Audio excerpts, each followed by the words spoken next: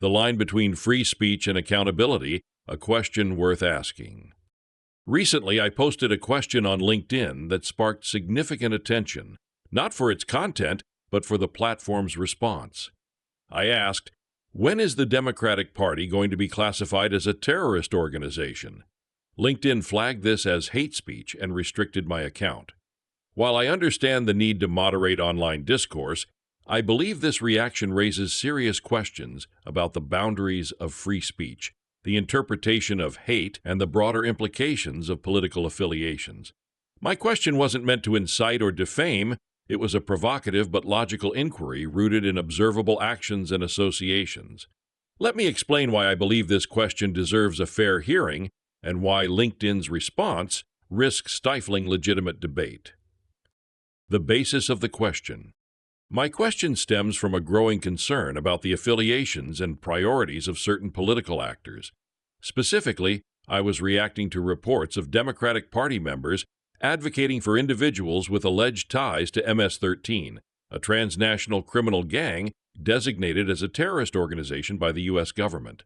For example, recent news highlighted Democratic lawmakers, including Senator Chris Van Hollen, traveling to El Salvador to protest the deportation of Kilmar Abrego Garcia, a Salvadoran national described by the Trump administration as an MS-13 member. Court documents and official statements have linked Garcia to gang activity, including domestic violence allegations, though his defenders dispute these claims. MS-13 is not a trivial entity. The Department of Justice describes it as a violent organization responsible for murders, kidnappings, extortion, and drug trafficking across the U.S. and Central America. Its designation as a foreign terrorist organization underscores the severity of its threat to public safety. When elected officials prioritize the defense of individuals allegedly tied to such a group over, say, the concerns of victims like Rachel Morin, a Maryland mother killed by an illegal immigrant in 2023, it raises a troubling question. Where does advocacy end and complicity begin? If a political party consistently aligns itself with individuals or groups engaged in or accused of terrorist activities, is it unreasonable to ask whether that party's actions could, by extension, invite scrutiny under the same lens? This isn't about labeling for the sake of provocation. It's about applying a logical standard. If supporting or defending members of a designated terrorist organization carries legal and moral consequences for individuals, why shouldn't the same logic apply to organizations, including political parties, that appear to endorse such affiliations? Free speech versus hate speech. LinkedIn's decision to flag my question as hate speech reflects a broader trend in online platforms, the swift categorization of controversial opinions as harmful to shut down debate.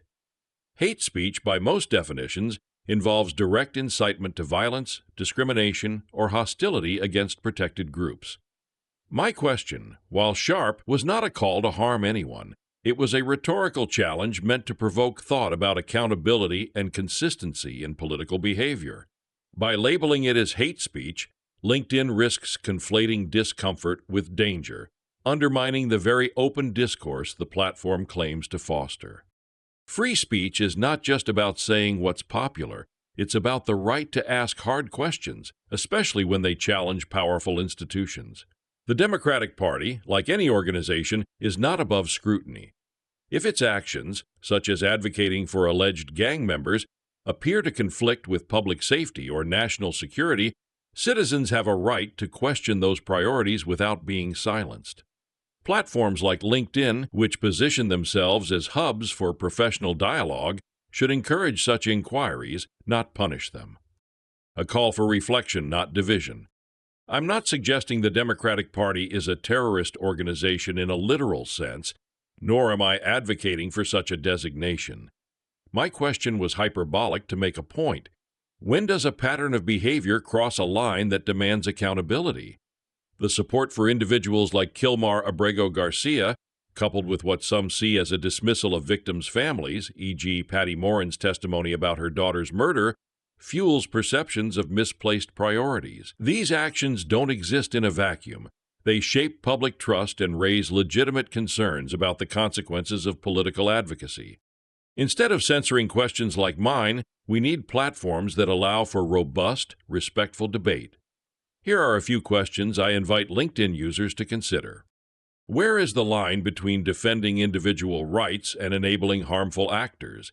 If a political party defends someone tied to a terrorist organization, how should we evaluate the broader implications? What constitutes hate speech? Is asking a critical question about a political party's actions inherently hateful, or is it a necessary part of democratic accountability? How can we balance moderation with free expression? Platforms like LinkedIn have a responsibility to prevent harm, but do they also have a duty to protect uncomfortable but valid inquiries? Moving forward, I respect LinkedIn's role in fostering professional connections, but I urge the platform to reconsider its approach to content moderation. Labeling a question about political accountability as hate speech doesn't just silence one user, it sends a message that certain topics are off limits, no matter how rationally they're presented. That's a dangerous precedent for a platform built on ideas and dialogue. To my fellow LinkedIn users, I ask you to reflect on the issues I've raised. You don't have to agree with my perspective, but I hope you'll defend my right to ask the question and your right to ask similar ones. Democracy thrives on scrutiny, not censorship. Let's keep the conversation open, even when it's uncomfortable. What do you think? Should we be able to question the actions of political parties without fear of being silenced? Share your thoughts below. I'm listening.